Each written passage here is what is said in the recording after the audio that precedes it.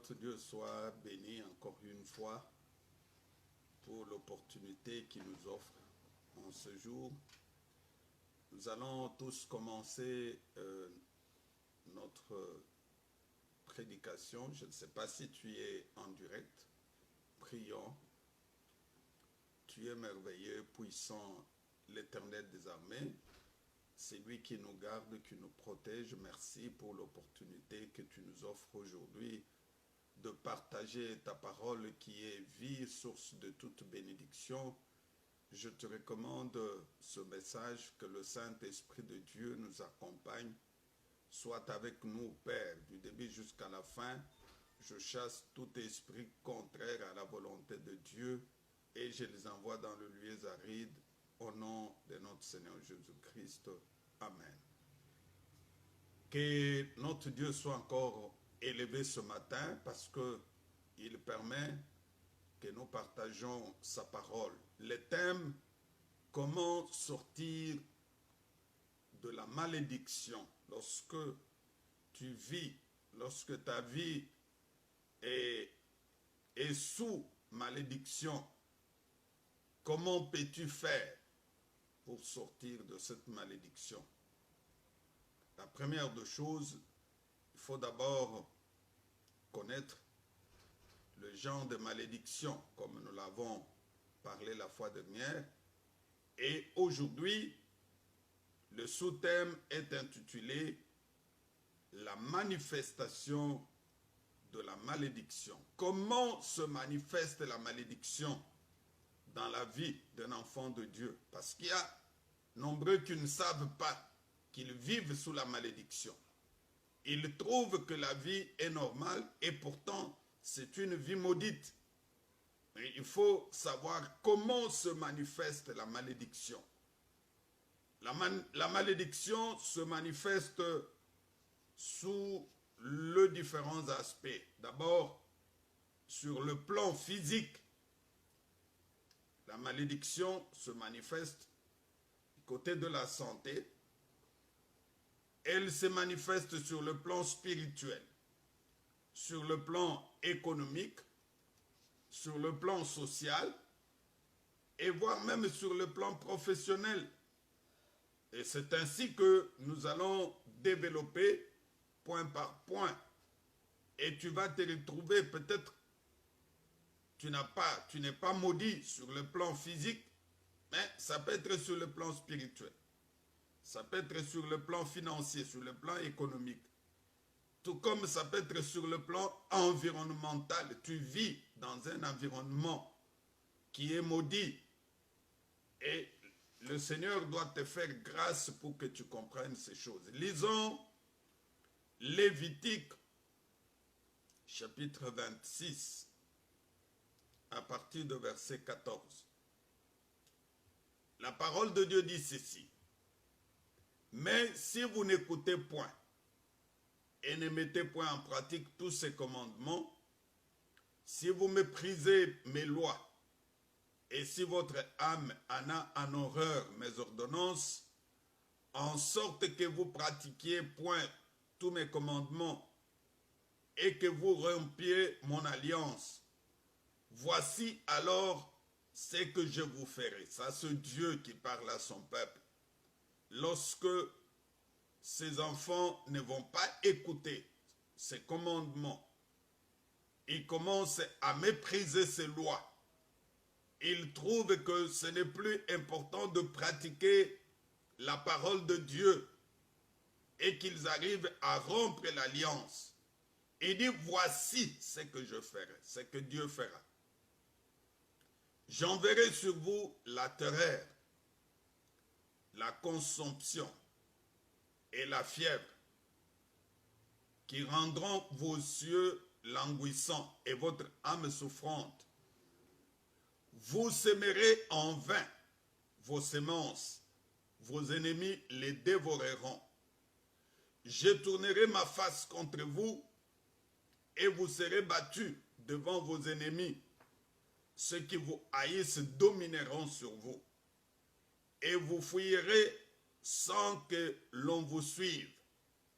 Si malgré cela vous n'écoutez point, je vous châtierai 7 fois plus pour vos péchés. Je briserai l'orgueil de votre force. Je rendrai votre ciel comme du fer et votre terre comme de l'argent. Votre force s'épuisera inutilement. Votre terre ne donnera pas ses produits et les arbres de la terre ne donneront pas leurs fruits. Si vous me résistez et ne voulez point m'écouter, je vous frapperai 7 fois plus selon vos péchés. J'enverrai contre vous les animaux de champ qui vous priveront de vos enfants, qui détruiront votre bétail et qui réduiront un petit nombre, qui vous réduiront à un petit nombre, et vos chemins seront déserts. Si ce sentiment ne vous corrige point, et si vous résistez, je vous résisterai aussi et je vous frapperai 7 fois plus pour vos péchés. Je ferai venir contre vous l'épée qui vengera mon alliance, et quand vous vous rassemblez dans vos villes, j'enverrai la peste au milieu de vous, et vous serez livrés aux mains de l'ennemi.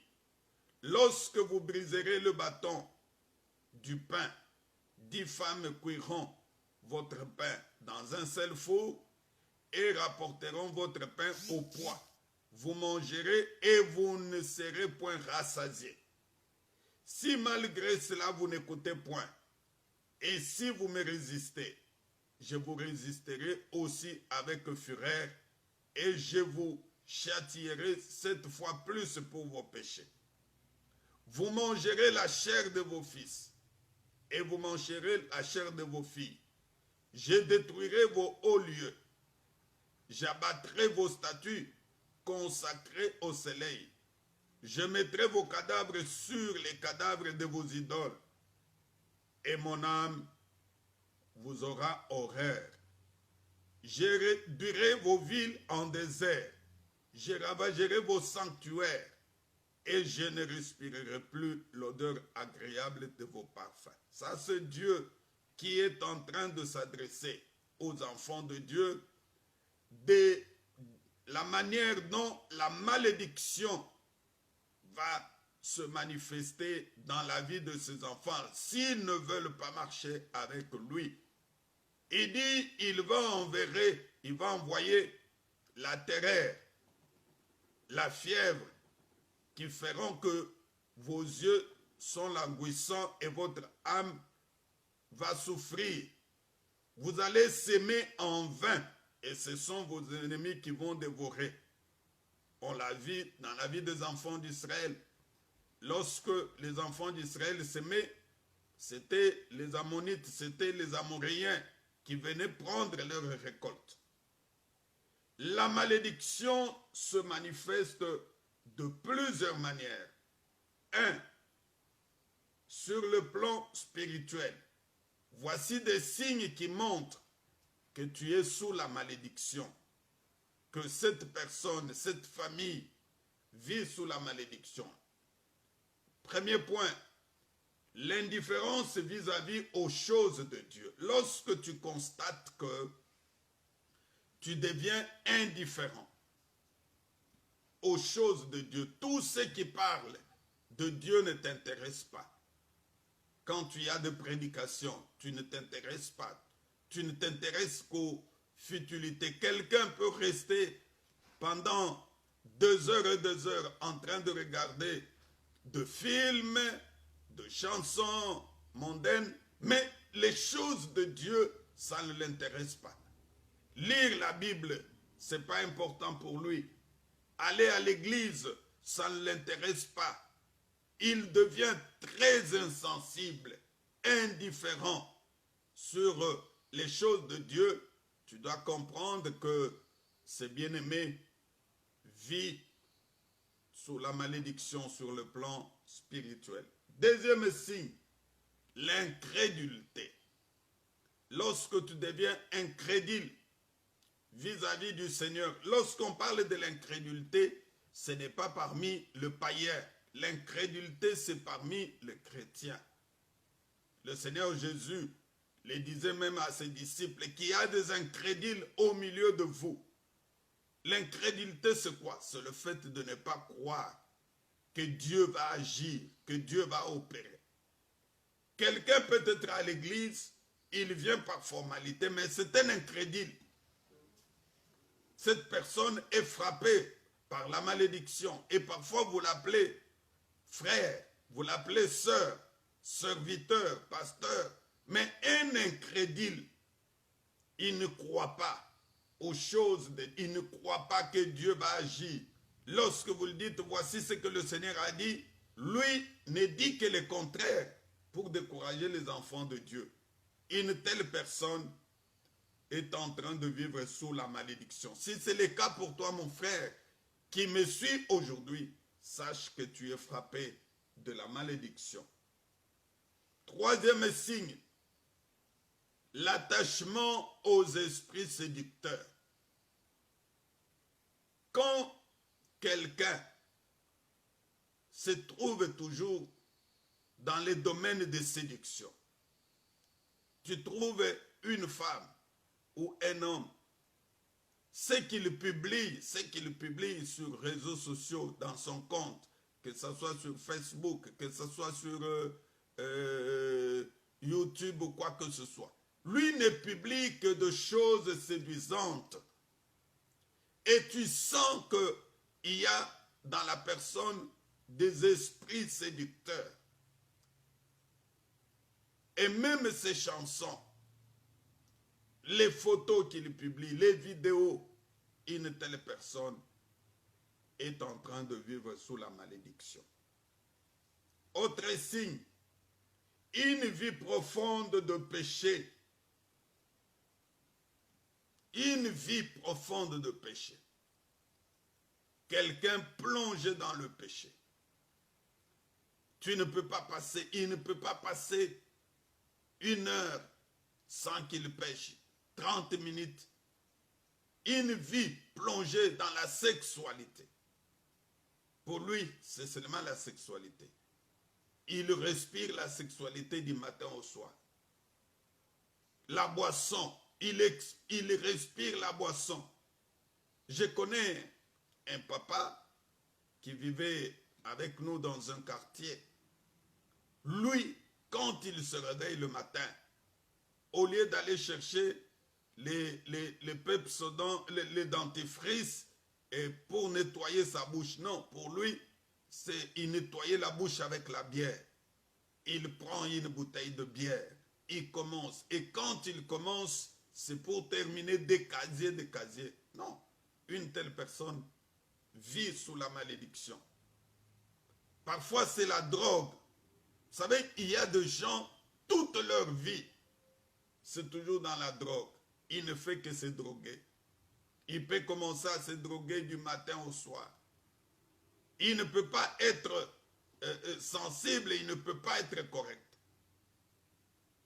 Tel que je le dis là, je me rappelle d'un infirmier. Lorsqu'on était jeune, cet infirmier était un bon infirmier. Et lui, il était dans la boisson. S'il n'a pas pris la boisson, il ne s'est pas consulté malade. Il ne s'est pas même donné une piqûre. Une fois qu'il a pris la boisson, à ce moment-là, il peut donner la piqûre convenablement. Non. Une telle personne est en train de vivre sous la malédiction. Autre signe, les échecs répétés dans la vie de quelqu'un. Pourquoi ta vie doit être toujours une vie d'échec? Tu as échoué ici. Demain, tu as échoué. Échec sur échec. Tu n'as jamais réussi quelque part. Même aujourd'hui où tu es à l'église, il y a toujours échec. Tu trouves un frère, oui, il est serviteur responsable. Et tout ce qu'on lui confie dans l'église, ça ne marche pas. On peut lui confier une équipe d'intercession. Tu deviens responsable de l'équipe d'intercession. Une équipe de 60 personnes. Et petit à petit, cette équipe, les gens vont commencer à disparaître, à partir l'un après l'autre. Là où il y avait 60, c'est 40. Il y avait 40, c'est 20. Là où il y avait 20, c'est 5. Et fin de fin, ils se retrouvent seuls. Tu vois qu'une telle personne est sous la malédiction. Il est sous une malédiction spirituelle. Et c'est ainsi que tout ce qu'il fait ne pourra pas réussir parce qu'il est sous la malédiction, sous une malédiction spirituelle. Et cette malédiction pèse sur lui. Il ne sait pas effectivement vivre de bonnes choses. La parole de Dieu dit ceci dans 2 Pierre, chapitre 1, verset 3. Comme sa divine puissance nous a donné tout ce qui contribue à la vie et à la piété au moyen de la connaissance de celui qui nous a appelés par sa propre gloire et par sa vertu, lesquels nous assurent de sa part les plus grandes et les plus précieuses promesses, afin que par elles, vous deveniez partisans de la nature divine en fuyant la corruption qui existe dans le monde par la convoitise. À cause de cela même, faites tous vos efforts pour joindre à la foi la vertu, à la vertu la science, à la science la tempérance, à la tempérance la patience, à la patience la piété, à la piété l'amour fraternel, à l'amour fraternel la charité. Car si ces choses sont en vous et ils sont avec abondance, elles ne vous laisseront point oisifs ni stériles pour la connaissance de notre Seigneur Jésus-Christ. Le verset 8, c'est celui qui nous intéresse. Mais celui en qui ces choses ne sont point est aveugle. Il ne voit point, il ne voit pas de loin. Il a mis en oubli la purification de ce péché. C'est pourquoi, frères, appliquez-vous d'autant plus à affermir votre vocation et votre élection. Car en faisant cela, vous ne broncherez jamais. Ici, la parole de Dieu nous exhorte. Elle est en train de nous parler que celui qui vit dans de telles choses que je viens de citer, il n'est aveugle. Cette personne-là ne voit pas de loin. Au contraire, il ne progresse pas parce que la vie de Dieu n'est pas en lui. Il faudrait faire un effort pour sortir de ces choses afin que la gloire de l'Éternel se manifeste dans ta vie. Deuxième aspect sur lequel la malédiction se manifeste, c'est sur le plan physique. Ici, je voudrais plus insister du côté santé. La malédiction se fait remarquer par les maladies qui sont appelées héréditaires, les maladies familiales, les maladies qui proviennent de grands-pères, pères, enfants, petits-fils, des maladies qui vont de 3 à 4 générations. Lorsque vous constatez qu'il y a de telles maladies dans ta vie, dans ta famille, ce sont des malédictions auxquelles il faudrait chercher la délivrance.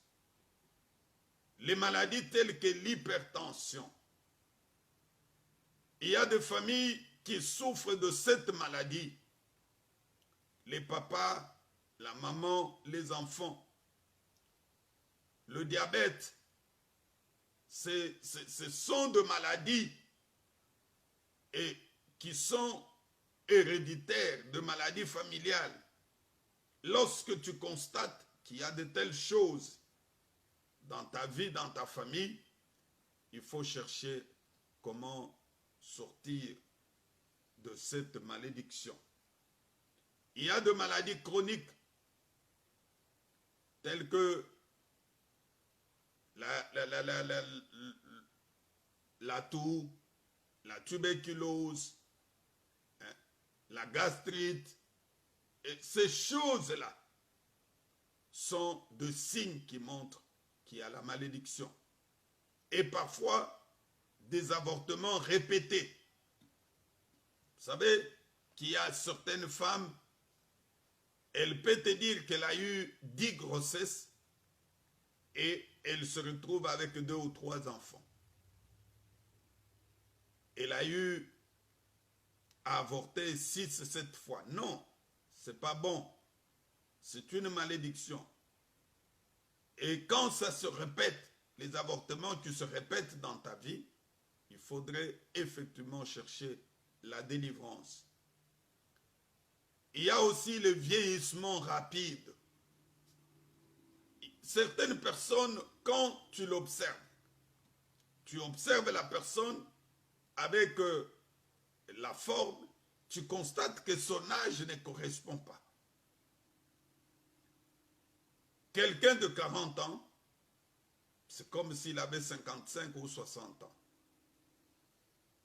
60 ans, c'est comme si la personne avait 80 ans, 85 ans. Non, ça c'est une malédiction de vieillissement rapide. Pourquoi vous devez vieillir plus rapidement? C'est quelque chose, c'est connu. Non, dans cette famille-là, ils ont l'habitude de vieillir plus. Si tu es dans cette situation, il faudrait chercher la délivrance. Et le Seigneur est là pour se manifester dans ta vie. Il est venu pour que tu ne puisses pas continuer à vivre sous la malédiction, mais que la malédiction sorte de ta vie. Sur le plan économique, la malédiction se constate dans des difficultés financières. Mon frère, ma soeur, les difficultés ne peuvent pas être toute ta vie, surtout sur le plan financier. Pour que tu manges, c'est toujours difficile. Il faut aller demander chez les gens. Pour que tu t'habilles, difficile. Payer le loyer, difficile. Payer les études des enfants, non. Tu dois constater que tu es sous la malédiction. Il y a une malédiction sur le plan financier. Et qu'il faut chercher la délivrance. Tu ne dois pas rester toute ta vie difficulté sur difficulté. Vous vous êtes mariés, ça fait 20 ans. Vous ne vivez que la misère. Vous ne vivez que la souffrance. Vous ne vivez que des difficultés. En aucun jour, ta femme ne s'est jamais réjouie. Ton mari ne s'est jamais, y compris les enfants.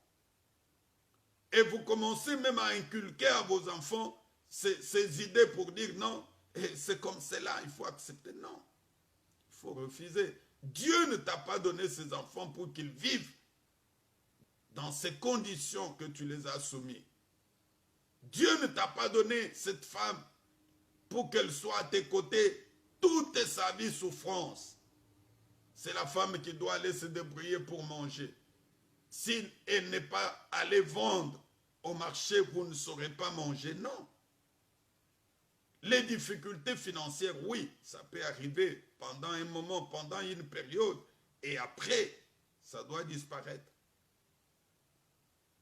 Une pauvreté atroce, une pauvreté reconnue. Non, il ne faut pas aller te marier dans cette famille. C'est une famille de pauvres.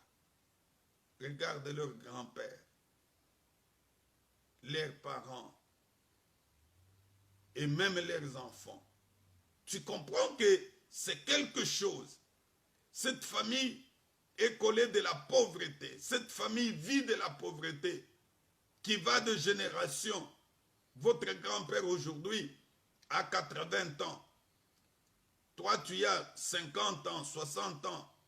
Tes enfants, tes petits-fils. Et vous vivez tous sous la pauvreté, sous la misère. Non. Il faut refuser. C'est une malédiction. Et la malédiction se manifeste aussi sur le plan financier par le fait d'avoir des dettes. Vous avez des dettes tout le temps. Vous avez des dettes ici, des dettes de l'autre côté. Et tu n'arrives pas à payer ces dettes. Et vous êtes reconnu, non, bien reconnu, que non, ça c'est une famille de dettes. Et ne paye jamais de dettes. Non, c'est pas bon. Et quand tu vas mourir, on viendra réclamer ces dettes à tes enfants. C'est comme la femme du servante de Dieu, lorsque son mari est mort, il a laissé des dettes. Et maintenant, le propriétaire de l'argent est venu réclamer, il voulait prendre. Dit, je dois prendre ses filles parce qu'il est mort, il a laissé des dettes. Non, il faut refuser. Il ne faut pas laisser des dettes à tes enfants. Il ne faut pas mourir avec des dettes d'autrui. Prie pour que le Seigneur t'assiste, que tu sortes. Tu peux avoir des dettes, ce n'est pas une bonne chose. Mais il faut s'en débarrasser. Il faut refuser. Il faut refuser de laisser des dettes. Et tu verras que Dieu va se manifester dans ta vie. La manifestation de la malédiction sur le plan familial. Lorsque une seule personne est élevée dans une grande famille et que tout le monde a les yeux fixés sur lui, ça c'est pas une bonne chose. Quand Dieu bénit, il doit bénir tout le monde. Il ne doit pas bénir une seule personne pour que les yeux de toute la famille, les yeux de 80 personnes, de 100 personnes sont fixés sur une seule personne. C'est lui qui est le chef de la famille. Quand tu as un problème qui demande de l'argent, il faut aller le voir. Quand tu as mariage, c'est lui qui doit donner. Quand il y a ceci, quand il y a décès, non. Et dans la plupart des temps, ce genre de personnes ne vivent pas longtemps. Parce que cette situation crée, non pas la jalousie, ça crée aussi la sorcellerie dans la famille. D'autres personnes, même quand tu leur donnes, ils ne sont pas contents. Ils continuent à murmurer. Ils vont se dire pourquoi c'est toujours lui, il ne me donne pas. C'est toujours lui qui se réjouit, c'est toujours lui qui a ceci. Non, mon frère, ma soeur. C'est une malédiction. Lorsque tu vis dans une famille où les yeux sont fixés sur une seule personne, même s'il est directeur d'entreprise, que les yeux de tout le monde ne soient pas fixés sur lui. La Bible dit, maudit soit celui qui se confie dans l'homme. Il ne faut pas avoir confiance dans l'homme, même si c'est ton grand frère. C'est ta grande sœur. Oui, il faut avoir confiance en Dieu. C'est Dieu qui est capable d'agir. C'est Dieu qui est capable de résoudre le problème. C'est Dieu qui est capable de soutenir la famille. C'est Dieu qui est capable de libérer la famille. Et c'est comme cela que les choses doivent se faire. Quand tu constates que tu vis dans une famille où il n'y a qu'une seule personne élevée, tout le monde, non, sache qu'il y a une malédiction. Il faut vraiment prier pour sortir de cette malédiction. La malédiction se manifeste aussi sur le plan social. Lorsque certaines familles sont des familles polygames. Il y a des familles où tout le monde est polygame. Les papas conseillent même à ses fils ou à ses filles que la polygamie est une bonne chose. Or, nous, en tant que chrétiens, la polygamie n'est pas conforme à la parole de Dieu. Tu vis dans une famille où tout le monde est polygame. Même toi qui pries, tu as toujours tendance à chercher à épouser d'autres femmes. Même si tu ne le fais pas officiellement, mais officieusement tu y en as. Tu as des enfants que tu as eu de gauche à droite et tu t'es dit serviteur de Dieu avec des enfants de part et d'autre. Non, ça c'est une malédiction. Sur le plan social, ça se fait remarquer aussi par l'inceste. Il y a des familles où l'inceste, c'est vraiment leur apanage. Tout le monde.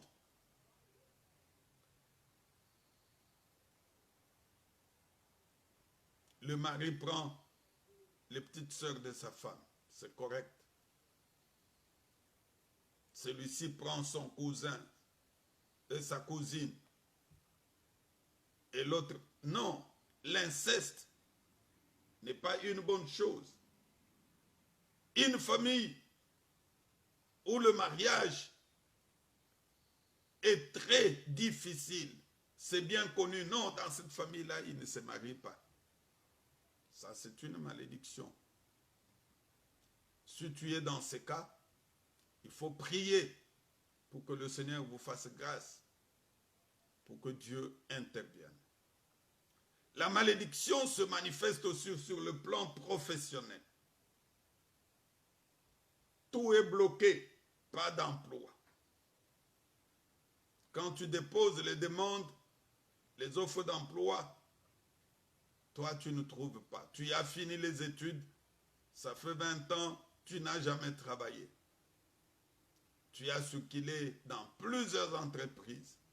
Et à chaque fois que tu cherches à travailler, c'est toujours difficile. Tu n'as jamais signé un contrat à durée déterminée. Si tu signes, c'est un contrat.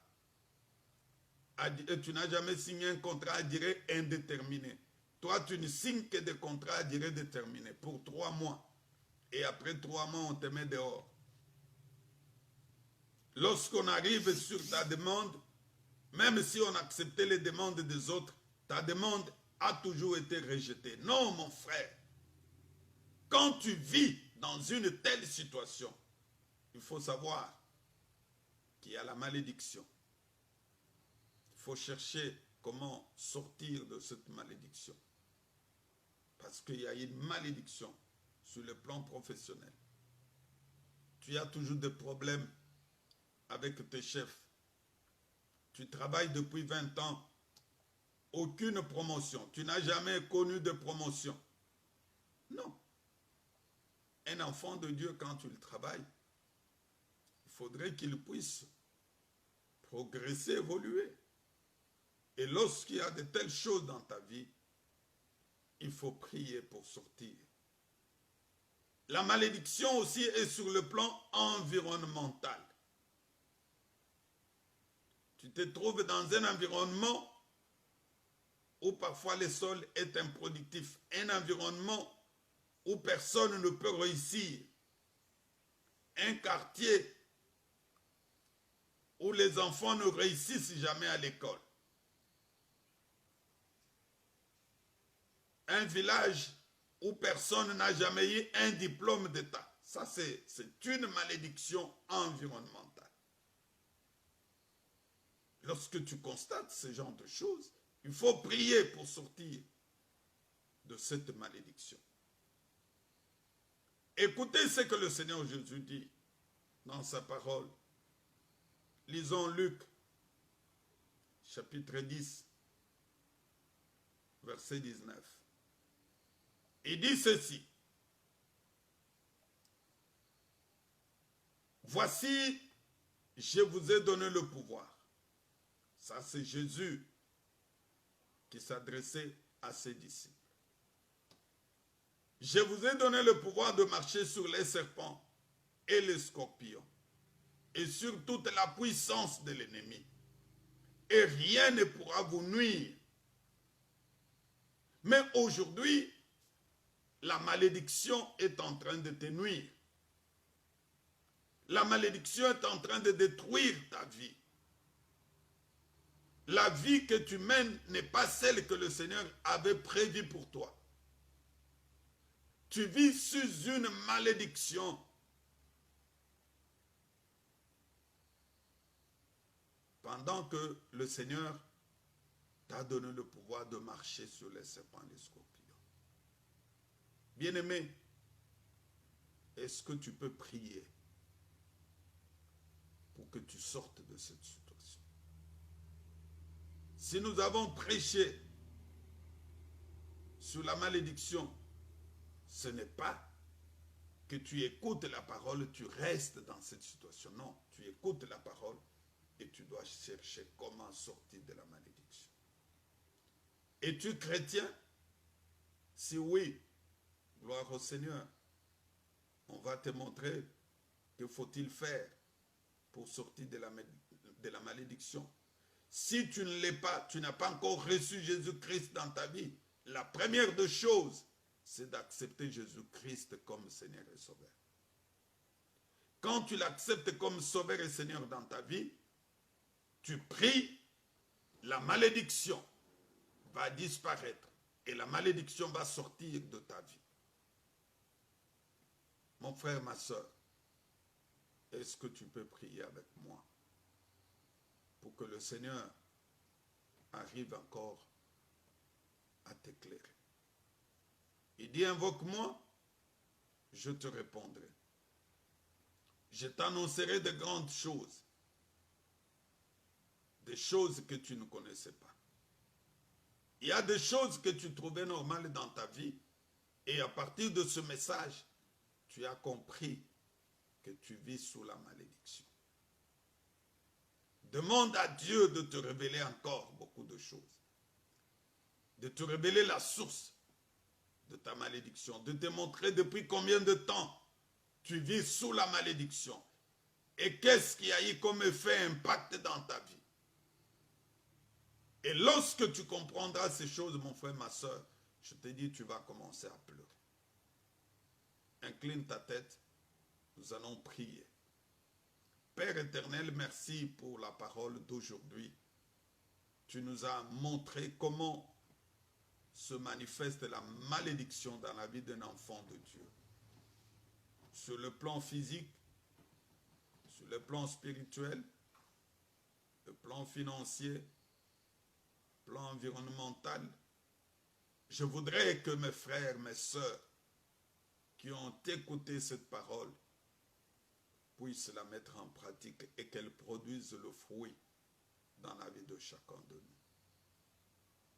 Sois loué, sois élevé puissamment au nom de notre Seigneur Jésus-Christ. Amen. Merci. Que mon Dieu vous bénisse. Tu peux partager cet enseignement, tu peux partager ce message avec d'autres bien-aimés et t'abonner aussi sur notre chaîne YouTube, Cité de la gloire de Dieu. Ça nous fera du bien. Partagez, partagez.